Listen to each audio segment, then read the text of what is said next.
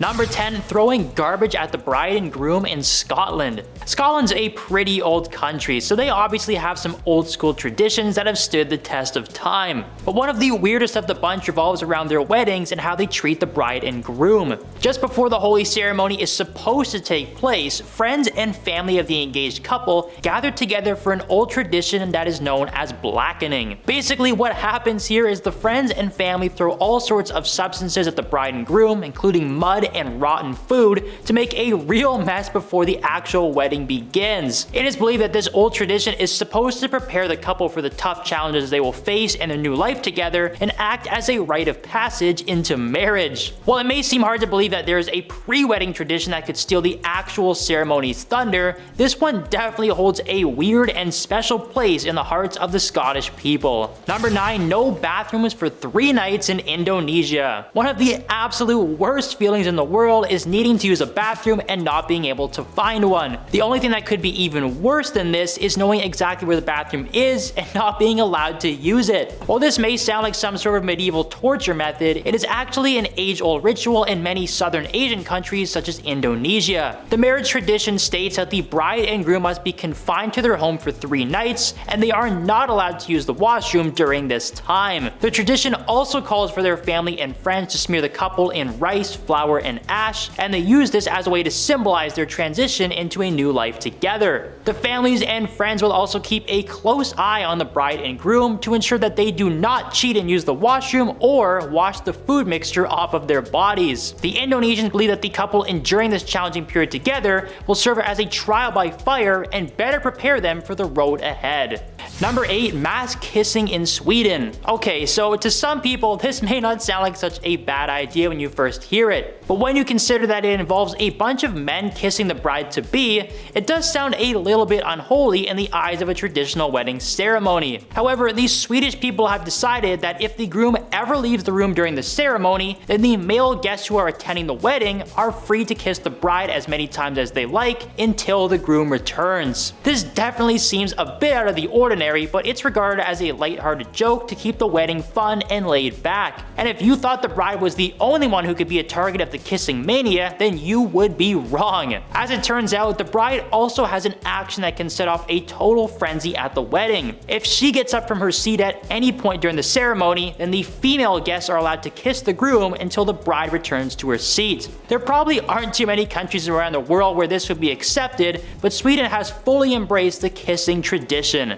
Number 7, beating the groom's feet in South Korea. This one is probably just as painful as it sounds. After the wedding ceremony has completed and the newlyweds have started their new life together, the groom's first taste of married life is getting his feet absolutely destroyed by a whole host of painful objects. In South Korean culture, the groom's family and friends will tie his ankles together after the wedding and hold him down on a table while they search for whatever items they can find to beat his feet with. The items can range from sticks and rods and even dried fish, and the groom must endure the painful ritual until the family and friends decide that they are satisfied. On top of that, the ones doing the beating will usually ask the groom some strange riddles and trivial questions to add a bit of a humorous twist to the bizarre ritual. The beating is supposed to be a way to test the groom's strength and character, and although it may have a lighthearted feel to it, there's no way the groom wouldn't be feeling the pain for a long time after it was all over.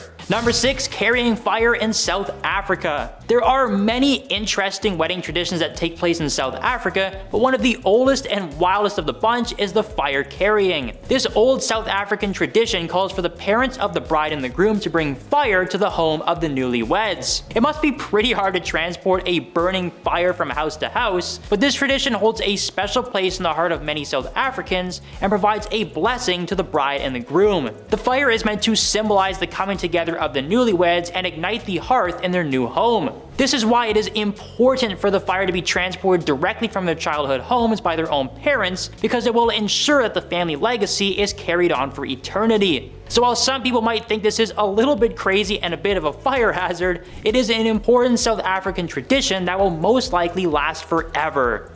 Number 5. Saws for the newlyweds in Germany. People can receive a ton of weird wedding gifts, but in Germany, it is a guarantee that the bride and the groom will receive a beautiful new saw. Yeah, a power tool might not seem like the most beautiful thing to receive on your wedding day, but this tool actually has a very important meaning when it comes to German weddings. It is actually tradition for the bride and groom to saw a massive log together following their wedding ceremony. And since it is a two-person saw and the couple needs to act together to cut the log in half, the challenge is meant to symbolize the strength of the new couple working together and prepare them for the challenges they will face in life. It's also key that the couple is still wearing their wedding attire during the log cutting, which means that those fancy tuxedos and dresses will be covered in wood chips after the ceremony is complete. Now, thankfully, the log cutting is pretty popular in Germany, so you shouldn't have any problems explaining the wood chips once it's time to return the rental attire. Number 4. Stealing the groom's shoes in India. So in Korea, the groom has his shoes removed for a ceremonial foot beating, but in India, the groom's shoes are likely to be stolen altogether. While some people might think a burglar had broken into the wedding with a desire to steal the shoes, it turns out the real culprits are actually the bride's female friends. It's not really known how this bizarre prank started in the first place, but this is a fairly common and humorous tradition that occurs at Indian weddings. If the groom does not keep a watchful eye on his shoes before the ceremony takes place, there's a good chance they will go missing. The friends will hide the shoes from the groom, who has two options for getting them back. He can either go hunting for them himself and hope he finds them before the ceremony begins, or he can bribe the girls to tell him where they hid the shoes. Considering how embarrassing it would be to show up to your own wedding with no shoes on, your safest bet would probably be to just pay the girls immediately and find out where they hid the shoes. Number 3. The gift of teeth in Fiji. If that one sounds weird to you, that's because it is. Thankfully, it's not human teeth that are being gifted at weddings in Fiji, but it is actually a sperm whale tooth. Before a groom can even think about advancing to the wedding ceremony in this country, he must first ask permission from the father of the bride-to-be. However, just asking for the father's blessing is not enough, and a grand gesture must also be made for the groom to earn the respect of his potential father-in-law. A traditional proposal on the island of Fiji involves the groom and his family presenting the bride's father with a giant tooth from a sperm whale,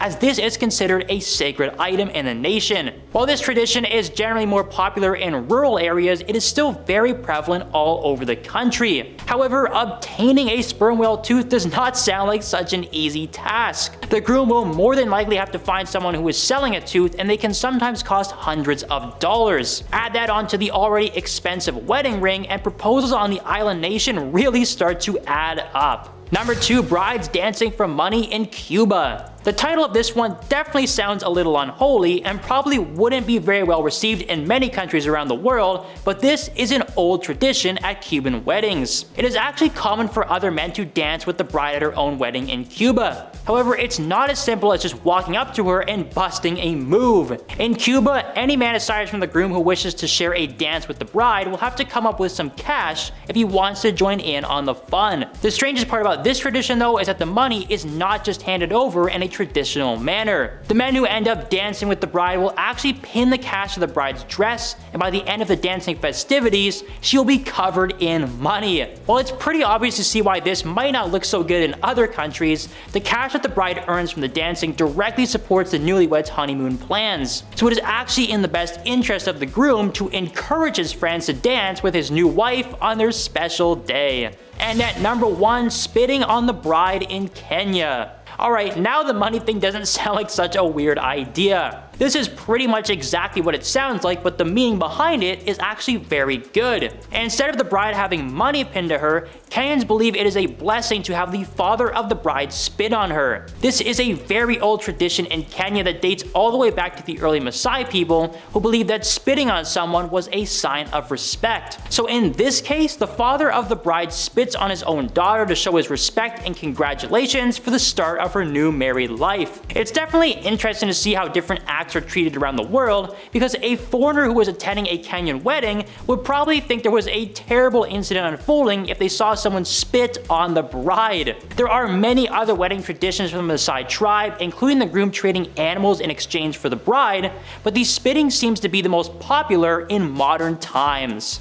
Coverture, also known as martial unity or femme covert, was a legal doctrine that existed in many Western societies until the 19th century, but also, in some way they're still kind of there. The concept of coverture significantly impacted the legal status and rights of women upon marriage. Once the central aspects of coverture was the merging of a woman's legal identity is that of hers and her husband's were as of one upon marriage. This meant that in the eyes of the law, a married woman and her husband became a single legal entity. Any property that she owned, including real estate and personal belongings, would become her husband's upon marriage. She could not enter into contracts or control her own finances independently, and in cases of divorce or separation, the legal custody of children were almost always granted to the husband, as the legal doctrine considered him to be the head of the household. The impact of coverture varied across different jurisdictions and evolved over time. While coverture was deeply ingrained in legal systems for centuries, it faced increasing criticism during the 19th century and eventually underwent reforms. The movement of women's rights, including the first wave of feminism,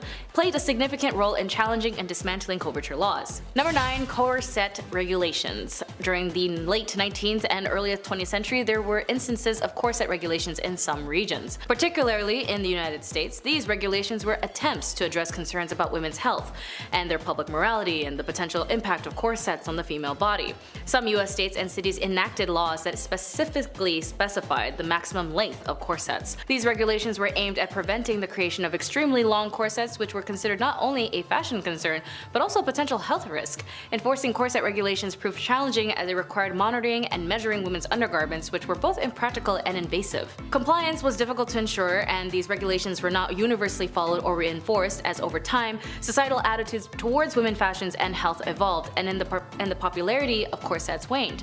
Ultimately, the decline of corsets in women's fashions was driven by challenging aesthetics, fashion preferences, and evolving views on women's health. Number 8. Anti-flirtation laws. Anti-flirtation laws were laws or ordinances that at various points in history sought to regulate or prohibit what was considered inappropriate or aggressive flirting behavior in public spaces. These laws were often subjective and reflecting societal norms and values about modesty, decency, and public conduct. The term anti-flirtation laws is commonly associated with the early 20th century in the United States. During this period, some cities enacted laws or regulations aimed at curbing what authorities deemed as inappropriate or unwanted flirtatious behavior. In some cases, though, anti-flirtation laws were actually presented as a measure to protect women from unwelcome advances or harassment. The laws were framed as a way to ensure that a woman could move through public spaces without facing unwanted attention. Enforcing anti-flirtation laws posed challenges, as the laws were vague and determining what constituted inappropriate flirting was inherently subjective. The laws were sometimes criticized for being overly intrusive and arbitrary.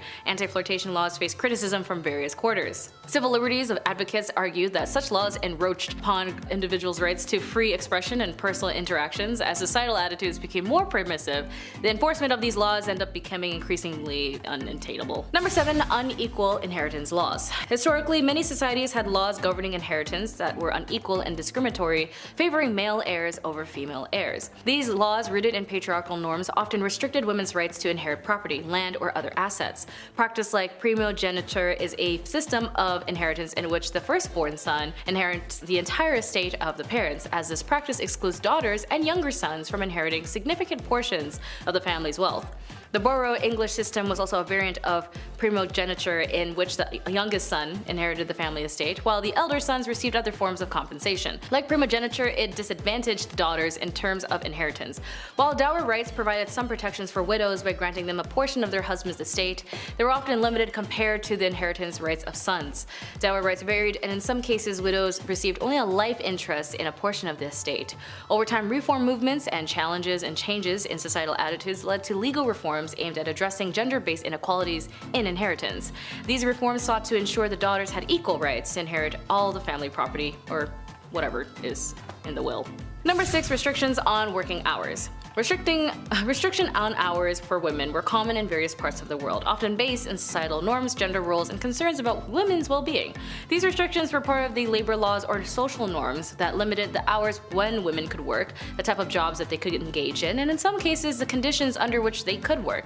Laws and regulations in many places historically imposed restrictions on the number of hours women could work in a day or a week. These restrictions were often based on the assumption that women needed protection and rest during their roles as caregivers in the family. Certain professions and industries that explicitly exclusions for women, limiting their participation based on perceived physical or emotional limitations. For example, some jurisdictions restricted women from working in certain heavy industries or underground mining. Over time, however, changes in social attitudes and evolving perceptions of gender roles contributed to the relaxation of restrictions on working hours for women.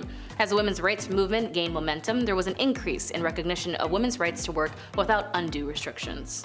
Number 5. Foot binding in China. Foot binding was a traditional practice in China that involved tightly binding the feet of young girls to prevent normal growth and create small, delicate feet. This practice, which lasted for centuries, had profound cultural, social, and physical implications. The origins of foot binding are not entirely clear, but it is believed to have emerged during the Song dynasty and became widespread during the Ming and Qing dynasty. Foot binding was considered a symbol of beauty and social status. Small bound feet were associated with a feminine grace and delicacy, as it was seen as a mark of a woman's commitment to cultural norms and societal expectations. The bound foot had erotic connotations in Chinese culture, and the practice was linked to a concept of lotus feet. The process of foot binding was often fetishized, and the sight of a woman unbinding her feet was considered intimate. Ew. Social reformers, missionaries, and women's rights activists played a key role in campaigning against foot binding. The practice was finally officially banned in 1912 after the fall of the Qing dynasty, although it does still continue in some areas for a period. Number 4. Banning women on voting. Bans on women voting, also known as the women's suffrage restrictions, were historical practices that denied women the right to participate in political elections and vote. Such restrictions were widespread and persisted in various countries. Such as much of history in the 19th and early 20th century saw the emergence of women's suffrage movements advocating for equal voting rights. Activists argue that women, like men, should have the right to participate in democratic processes. The Seneca Falls Convention in the United States in 1848 is often considered the starting point of the women's suffrage movement. At the convention, attendees, including prominent figures like Elizabeth Cady Stanton and Lucretia Mott, discussed the need for women's rights, including the right to vote. The aftermath of World War I saw changes in the suffrage laws in various countries. In 1918, the United Kingdom passed the Representations of People's Act granting voting rights to certain women, and the US ratification of the 19th Amendment in 1920, enfranchising American women. Over time, women's suffrage became a global movement, and many countries progressively extended voting rights to women. The mid-20th century saw a shift towards universal suffrage, where voting rights were not restricted based on gender. Number 3. Limitation on jury services. Limitation on jury services historically for women were common in many jurisdictions, reflecting prevailing gender norms and societal expectations about women's roles. Such limitations often took the form of legal restrictions or cultural bases that excluded or restricted women's participation in jury duty. In some common law traditions, which include legal systems in countries like the United Kingdom and the United States, women were historically excluded or had limited participations in jury services. This exclusion was based on traditional views of women's roles as caregivers, and they perceived the lack of qualifications for legal decision-making or critical thinking. Women's rights advocates and suffragists challenged these exclusions, arguing that women were fully capable of serving as impartial jurors. In the 20th century, legal reforms aimed at dismantling gender-based barriers began to take effect. Legal challenges based on the principle of equal protection under the laws played a role in striking down gender-based exclusions. Courts began to recognize that excluding women from jury service solely based on their gender violated principles of equality and fairness. Despite legal reforms, challenges relating to gender-based biases in jury selections and other systematic issues persist. Efforts continue to address barriers to equal representation on jurors and to ensure diversity and fairness in the judicial system. Number 2. Modesty laws. Modesty laws, referred to as the regulations or dress codes that prescribed a certain standard of modesty in public attire. These laws are often influenced by cultural, religious, or societal norms that seek to regulate clothing choices in alliance with a perceived standard of decency. If you ever heard or seen in regards to dress codes, they are also in an alliance in some sort of modesty forums made in certain spaces. Various societies have implemented dress codes or modesty laws that dictate acceptable clothing in public spaces. These codes may specify the length of skirts and the coverage of shoulders or wearing the head's coverings. In some parts of Southeast Asia, if your hair is too long, your teachers actually somehow have the right to cut your hair short. In the US, if you do show your shoulders as a young girl, you could be asking for it. It's truly insane the limitations of these so-called dress codes of control of how one's dressed, no matter the context is still apparent. Even in women's choices to wear the hijab, in laws in France as well in Quebec have limited or fully banned religious wear like the niqab or burqa when it comes to a woman who actually wants to wear it. Regardless what a person chooses to wear, just mind your damn business. And finally, number 1. Restrictions on education. Throughout history, women have faced various restrictions on education with limited access to formal learning opportunities. These restrictions were often rooted in societal norms, traditional gender roles, and discriminatory beliefs about women's intellectual capabilities. These restrictions were often rooted in societal norms, traditional gender roles, and discriminatory beliefs about women's intellectual capabilities. Women were frequently excluded from institutions of higher learning. Universities and colleges were historically male-dominated, and women faced significant barriers to enrollment. When they were admitted, their choices of study were often limited to certain suitable fields. For example, Ruth Bader Ginsburg had mentioned during her studies at Harvard it was a very rare few amount of women were allowed into these highly academic spaces, only to be challenged why were they there when a man should have been there instead. Restrictions on women's educations were not limited to any specific region or culture. Different societies impose on varying degrees of restrictions, and progress towards gender-inclusive education has occurred at different rates around the world. While progress has been made, challenges to women's education persist in some regions. Factors such as poverty, cultural norms, and gender-based violence can be impeded access to education for girls and women. As an example, Malala Yousafzai is one of who's personally experienced violence for advocating for education for women. But thankfully with her survival and recovery, her activism still persists in encouraging and inspiring women everywhere to strive for education. Number 10. Marriage. Poor good women have lost a marriage into war, famine, disease, and disaster. I know some might think initially that this isn't a punishment, but in the cases of the Victorian women, the societal status of being a woman was only seen based off of the ideologies that needed to be pure and clean. Your bodies were seen as temples, and it shouldn't be decorated with jewelry, nor should it be used for physical activities or your own personal pleasures. You couldn't oppose men, and you being wealthy or a spinster was the only exception.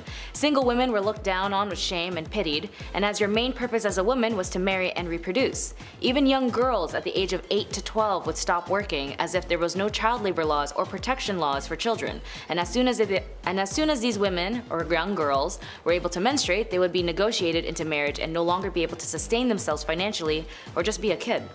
And being a poor married woman wasn't an option, as you had no individual rights under law. Married women were only seen as one with their husband, and the husband would be the manager and entitled to all of your properties, as it was seen more as a business, and you were being micromanaged constantly until death do you part. Number 9. No rights. As I mentioned with marriage, women didn't have any rights, as they were seen primarily as second-class citizens, and if you were a woman of color, my goodness, you were definitely seen less than human. Women who had to be married ended up losing everything they owned, inherited, or earned, and it would belong to their husband. Once a woman married, control of any property she owned, as well as any income she received from it, passed to her husband. Although he could not dispose of it without her consent, her property, her personal property such as money, or earnings or investments, and personal belongings such as jewelry, passed absolutely into his control. She could not part with them without his consent, and if you were in a loveless marriage or a harmful one, you couldn't divorce your husband.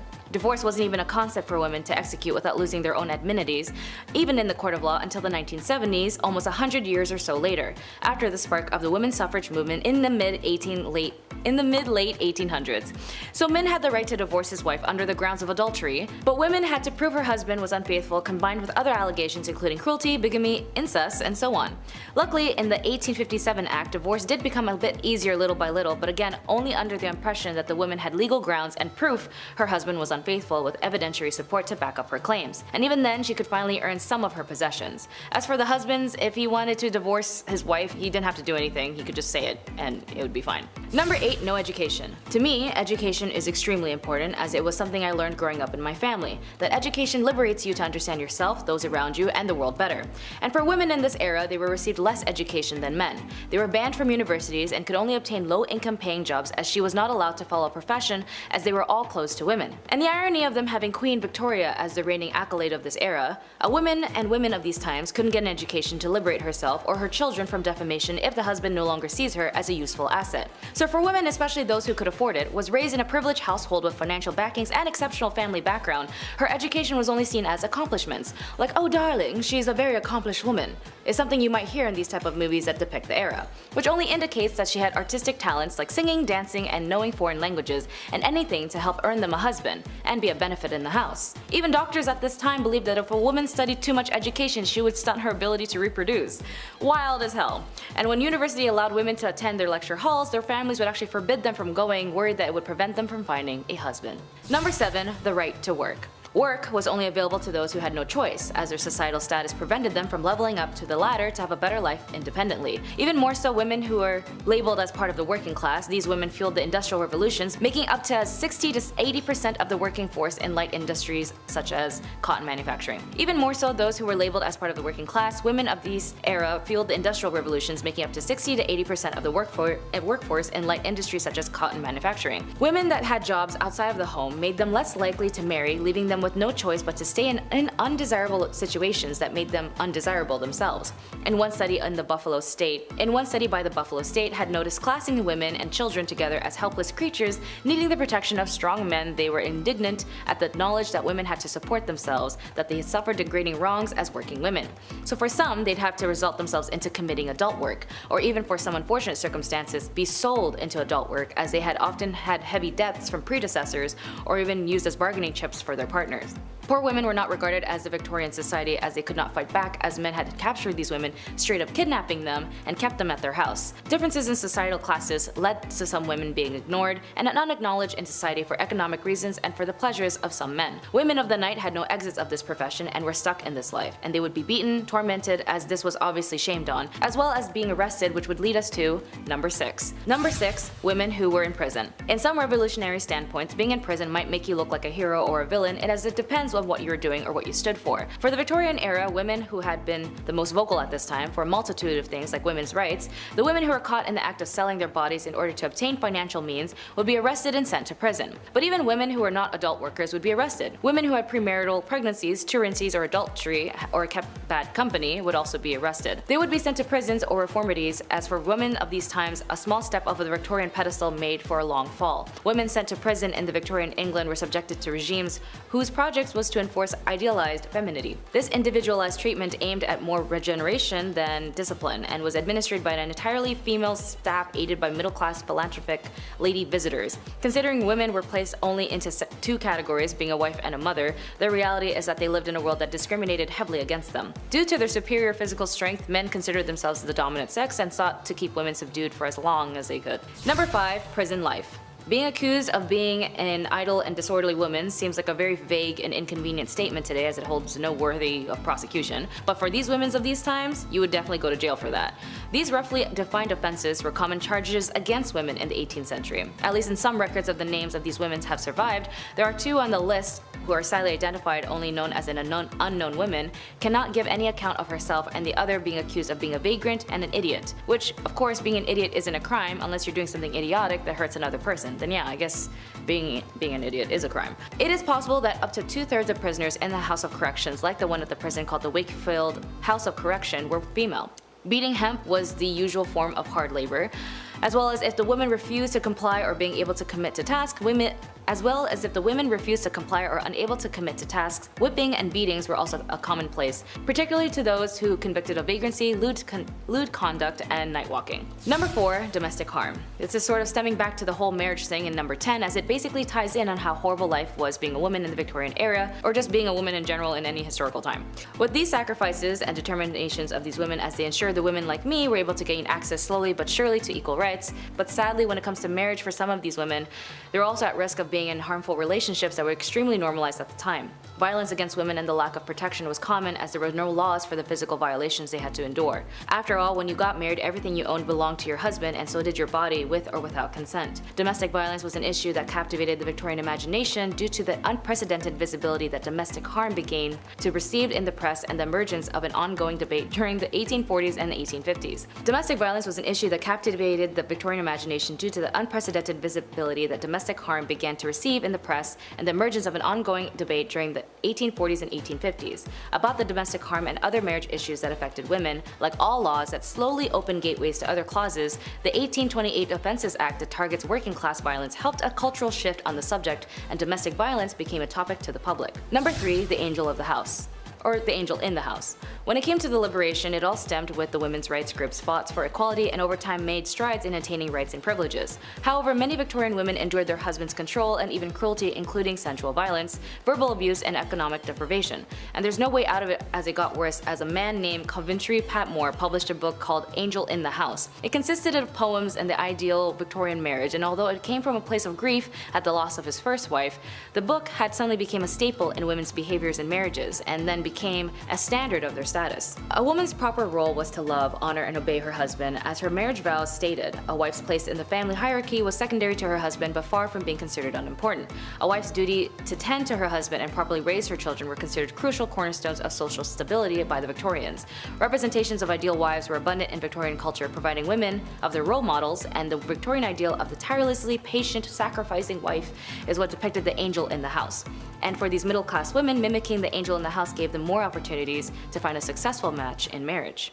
Number 2, the House General. The House General, and a term coined in 1861 by Isabella Beeton in her influential manual, Mrs. Beeton's Book of Household Management. Because for women they needed a manual on how to be a good wife, a good woman, and a good so on and so forth. Here she explained that the mistress of the house is comparable to the commander of an army or the leader of an enterprise. To run a respectful household and secure the happiness and comfort and well-being of her family, she must perform her duties intellectually and thoroughly. For example, she had to organize, delegate, and instruct her servants, which was not an easy task as many of them were not reliable. Isabella Beeton's upper-class readers may also have a large complement of domestics, a staff requiring supervisions by mistress of the house. Beeton's advised her readers to maintain a housekeeping account book to track spending.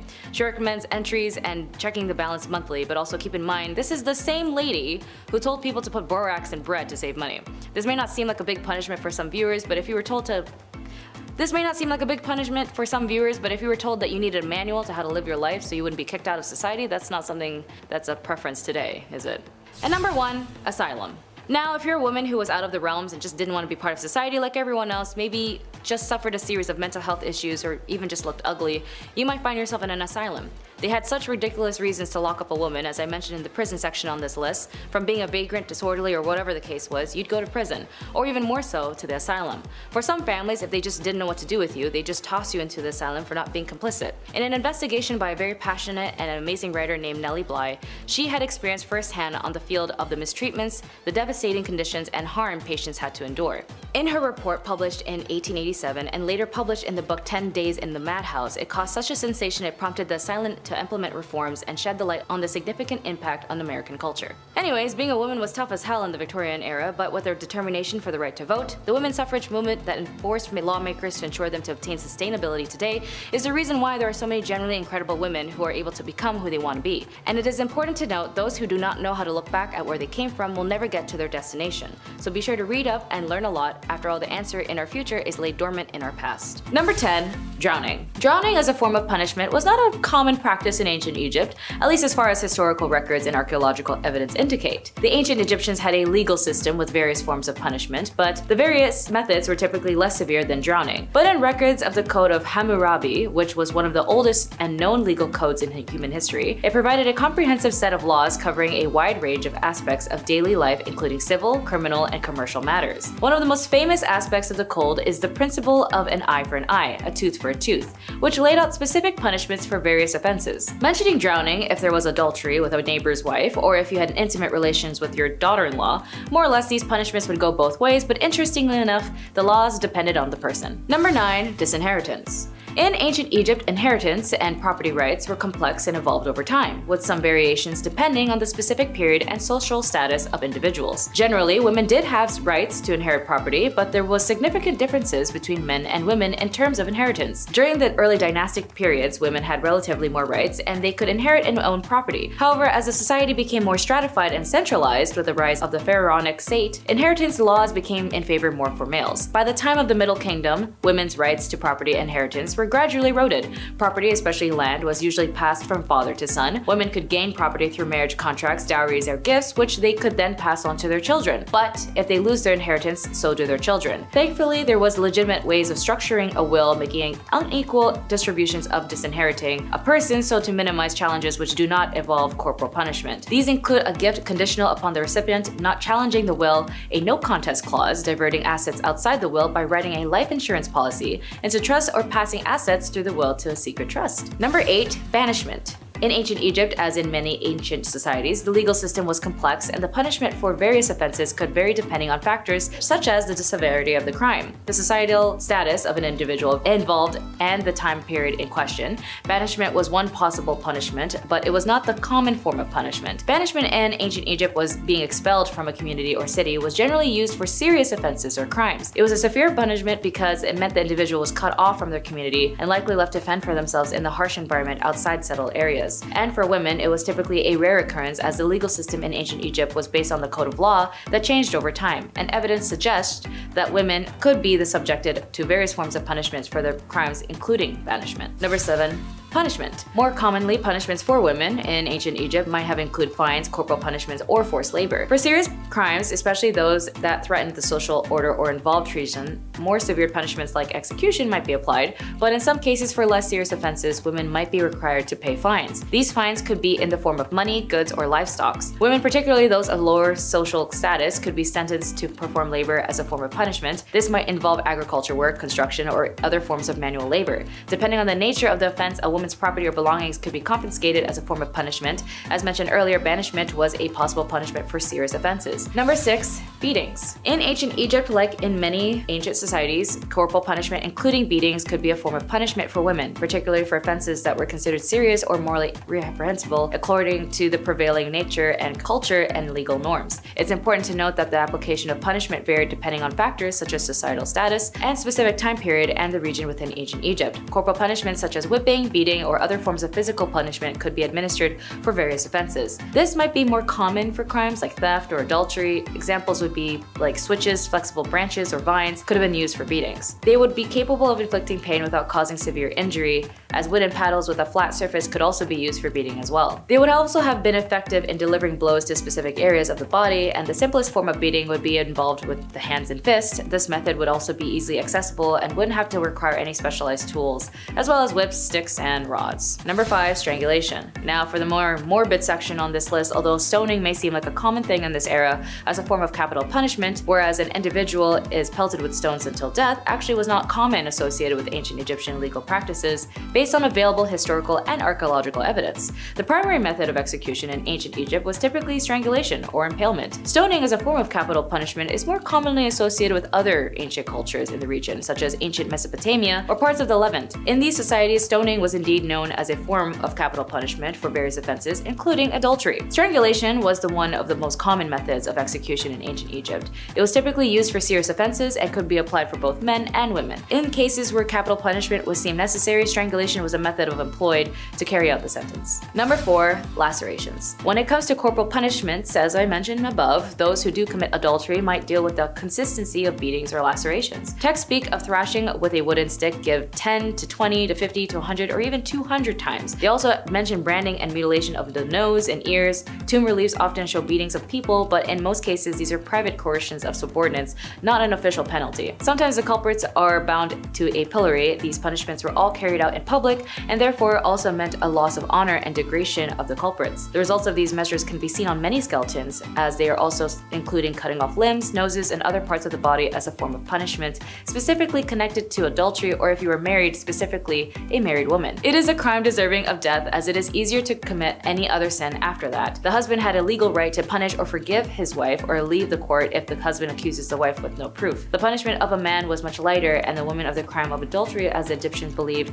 that offense violence falls primarily in the hands of the women, while the women would be killed as the men would severe just 1,000 blows. Number 3. Burning alive. Referring back to the Code of Hammurabi, the code was enlisted under the morals and the laws in ancient Egypt and Babylon. When it came to intimate relationships with your close family, you'd be subjected to many listed punishments, as in dealing with seduction or physically harming someone intimately. The Hammurabi inflicts the penalty of burning if you were to have a physical intimacy with your mother, but since this was ancient Egypt, unless you were royal who needed to pull an Oedipus complex to maintain your rule and connection to the monarch position, it wasn't something looked down on but normalized, as this is a civilization that needed a monarch rule at all times to guide the nation. But it is good to note that it was a typical Western interpretation that this era was prone to burning alive people, when the irony was that the Europeans burning women, being witches or even more heresy, were more burned. Number 2. Head be gone. The ancient Egyptians set harsh punishments for those accused of treason or corruption. The death penalty was usually applied by impalement, thumping, or a 100-fold fine, and this applied to both men and women. The decree also referred to the death penalty for someone who steals an animal belonging to the temple and transfers it to another party, while confiscating the property of the thief in favor of the stolen temple. The ancient Egyptians distinguished between the stolen goods and the bear the attribute of holiness and considered it a religious crime that requires execution, and those stolen goods that do not affect the sanctities, settling for the penalties of beating and the fine for the theft 100 times of the value of the stolen items. Number 1. Buried alive. Of course, all of these leads to death eventually, as the punishments were drastic, dangerous, violent, and vile. I mean, if you somehow survived the beheading, then what a miracle that would be. But death was only reserved for the extreme measures of punishment for women of these times. As I mentioned, there was very minimal, if not just the common punishment of corporal punishment. The scariest, in my opinion, would be buried alive. In some cases, individuals might be sentenced to be buried alive, although this was likely a very rare extreme form of punishment, most likely only reserved for the ones with extreme cases of crime. It's important to keep in mind that our knowledge of specific cases and punishment in ancient Egypt is limited, as much of what we know is derived from inscriptions, legal texts, and other historical records. Additionally, practices may have varied over time and in different regions of ancient Egypt. The legal systems and punishments evolved over the millennia, so there could be variations in practices depending on the specific period within ancient Egypt history. Violence against women is a human rights violation, potentially touching on the rights to life, to equality, to liberty, and security of persons, to equal protection under the law, to be free from all forms of discrimination and violence, to the highest standard attainable of physical and mental health, to just the favorable conditions to work, as well as the rights to not subjected to and cruel, inhumane, degrading treatment. Number 10. Clara and Katerina Mororova. Clara was actually a very loving and acceptable mother to her 2 sons, Andrzej and Jacob, where they would take trips and summer camps, and she would play with her sons all the time. It wasn't until a new child entered their home by the name of Annika, and Clara and her sister Katerina were part of a cult named the Grail Movement. When Annika came into the picture, it was under the support of Katerina and Clara's sister, where she was told by Katerina that Annika was a 13-year-old who escaped from a trafficking gang that had physically harmed her. Annika was also apparently very sick and suffered many illnesses, which gained Clara's sympathy. Clara wanted to adopt Annika after bonding with her so quickly, and even had a mystery doctor tell her how to take care of Annika. This same doctor told Clara that her sons were a problem and needed to be cured from their evil spirits. It was then Clara would do an affluent amount of violating and harmful things to her biological sons, like shock therapy, making them eat their own flesh, dunk their heads in water, as well as invite others to her cult to do the same. Annika would also lie to make the aggression towards the boys even worse. It was until a man named Edward had a CCTV camera for his newborn baby when Clara was caught in the act. Clara and her sisters were caught, and it turns out Annika was actually a 33-year-old woman posing as a 13-year-old named Barbara, who had a disease that made her look younger than she actually was. She was eventually arrested as well, which, if you've seen the movie Orphan, it's actually based where this was from. Clara got 9 years in prison, and her sister got 10 years, since her sister Katerina actually knew who Barbara was the whole time. Number 9. Cordelia Botkins. However you were in your relationships or affairs, be aware of ex-lovers who might never want to let you go. Cordelia met her lover, a highly regarded reporter, John Preston Dunning, when he was bicycling in San Francisco. At that point, she was 41 years old, 9 years his senior, and although they were already married to their own partners, John was very smitten by Cordelia. John eventually was left by his wife, who discovered the infidelity, but for Cordelia, her husband was pretty cool with it. John also had issues with gambling debts, and he was let go from his job because he was a heavy drinker, so he had to move in with Botkins' hotel. Their affair lasted for about 3 years, but ended when John was rehired to cover the Spanish-American War. When he left San Fran, he told Cordelia, "Baby girl, I am not coming back," and he even reconciled with his wife because he was leaving for Cuba, where he helped survivors of the Spanish battleships during the Battle of Santiago de Cuba. Cordelia, however, didn't care for this and wanted him back, so she sent anonymous letters to his wife Elizabeth detailing her husband's affairs. Unfortunately, it got worse when Elizabeth opened a box of candies addressed to her and her sister with the words, "With love to yourself and baby, passionately and fond of candy." Elizabeth and her older sister died from arsenic poisoning, and their father was able to decipher their handwriting from the previous letters to Cordelia, and Cordelia went to life imprisonment. Number 8. Mary Sue Hubbard. It was always in the 1950s where a lot of crap happened that led us to the chaos we know today. And for Mary Sue Hubbard, she is also known as the wife of the founder of Church of Scientology, Ron Hubbard. She was sentenced in the federal court in the 1980s to 4 years in sentence prison for her role in the conspiracy to plant church spies in government agencies, steal government documents, and bug at least one government meeting. She told U.S. District Judge Norma Holloway Johnson that she sincerely and publicly apologized for her actions. Johnson ordered Hubbard, who had been freed pending appeal for her 1979 conviction in the case, to turn herself into the federal officials in 3 weeks, to begin serving her sentence. Hubbard, who lived in Los Angeles at the time, was the last of 11 church leaders who were indicted in the conspiracy in August 1978 to go to prison. The indictments came after the FBI raided the church headquarters back then in Los Angeles in 1977, and the raids were said to be the largest ever conducted by the FBI at the time. Documents introduced in courts by prosecutors in 1979 contended the operatives of the church initiated numerous break-ins at government official offices, including the Justice Departments, and they secretly placed a listening device in the Internal Revenue Service's conference room, and all in a apparent effort to combat what the church alleged government harassment. Judge Johnston commented that she didn't know whether the government had harassed the church, but she quotes, "Even if I assumed there was harassment, I still can't accept what you did as excusable." Number 7. Natalia Guerrera. Speaking of religious cults, Natalia Guerrera was definitely part of one where she had sacrificed her own 2-day-old infant and burning him to death as part of a satanic ritual. She was finally apprehended by police after evading capture for 2 years. Just 2 days after giving birth, Natalia agreed to have a baby, Jesus, quote-unquote, killed after the leader of Antares de la Luz cult and the father of the child, Raymond Gustavo Castillo Gaete, declared that the infant to be an antichrist and that the sacrifice would help prevent the end of the world on December 21st, 2012. Natalia had previously stated in her defense that she was drugged at the time of the murder, but a forensic psychologist declared that the members were not under the influence when the sacrifice was carried out. After her sentence, Natalia managed to flee and was on the run for 2 years. Investigators noted that she had lived in different houses and even changed her identity in order to evade capture. The police also noted that after being apprehended, she did not show remorse and claimed that she was manipulated by the cult and was therefore innocent.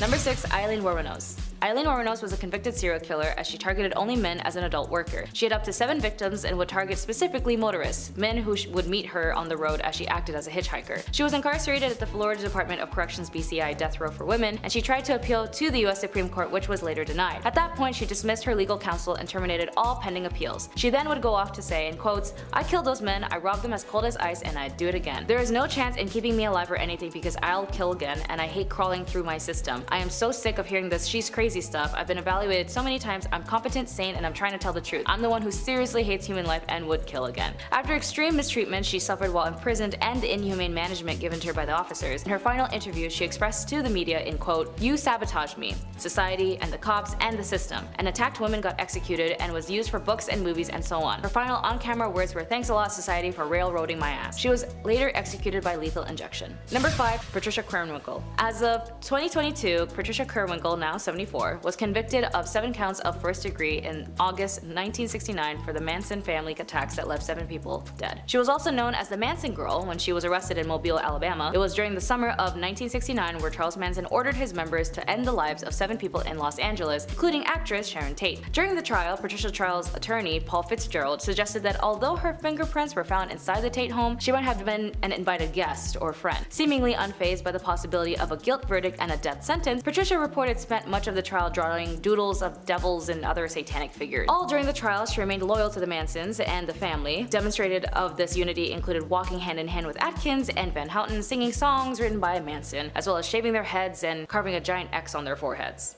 Number 4. Sarah Aldrete. Sarah Maria Aldrete Villarreal is a Mexican alleged serial killer who was convicted for supposedly heading a drug smuggling and human sacrifice cult with Adolfo Costanzo. The members of the cult, dubbed by the media the narco-satanist, called her the godmother, with Costanzo as the godfather. In 1989, the killings grew more frequent and gained attention when American tourist Mark J. Kilroy, a University of Texas student on spring break, was abducted. Costanzo's Aldrete and the rest of the cult went on the run when detectives discovered their shrine. They found human hair, brains, teeth, and skulls at the site. Eventually, the police found their hideout.